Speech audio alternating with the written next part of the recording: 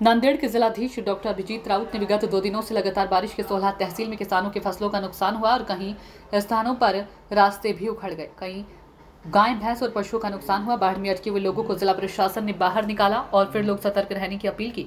महाराष्ट्र से हमारे हेड कालिदास अनंतोजी की रिपोर्ट। आपल्या नांदेड जिल्ह्यामध्ये दिनांक 1 सप्टेंबर रोजी दिवसभर आणि त्यानंतर रात्री सुद्धा फार मोठ्या प्रमाणावर पाऊस झाला। त्याचप्रमाणे आपल्या जिल्ह्यात ज्या नद्या वाहतात त्यांच्या प्रवाह क्षेत्रात त्यांच्या कॅचमेंट एरियामध्ये सुद्धा फार मोठ्या प्रमाणावर पावसाची नोंद ही झालेली आहे। आता सद्यस्थितीत पावसाने जरी थोडी उघाड दिला असला तरी सुद्धा जवळपास जिल्ह्यातील सर्वच तालुक्यांमध्ये अतिवृष्टीमुळे मोठ्या प्रमाणावर पिकांचं नुकसान झालेलं आहे। त्याचबरोबर काही ठिकाणी घरांचं आणि पशुधनाचं सुद्धा नुकसान झाल्याची माहिती आपल्याकडे आलेली आहे। यामध्ये कुठलीही जीवितहानी आतापर्यंत झालेली नाही। काही ठिकाणी लोक ज्या ठिकाणी अडकून पडले होते अशा ठिकाणी तातडीने पोहोचून प्रशासनानं त्यांना त्या ठिकाणाहून हलवलेलं आहे आणि जिथे आवश्यकता आहे तिथे आपण सर्व ग्रामस्थांना किंवा नागरिकांना सोयीच्या आणि सुरक्षित अशा स्थळी हलवत आहोत।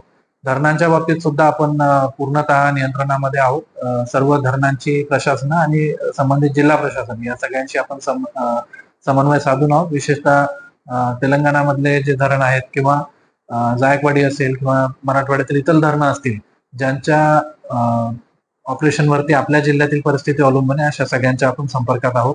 सद्यस्थितीत विष्णुपुरी धरणाचे 10 गेट्स उघडलेले आहेत। जवळपास 1.5 लाख क्युसेक्सचा विसर्ग त्यातनं सुरू आहे। त्यामुळे नदीकाठच्या सर्व भागांना आपण सावधानतेचा इशारा दिलेला आहे। परिस्थिती नियंत्रणात आहे, मात्र तरी सुद्धा आपण सर्वांनी सतर्कता बाळगणं आवश्यक आहे।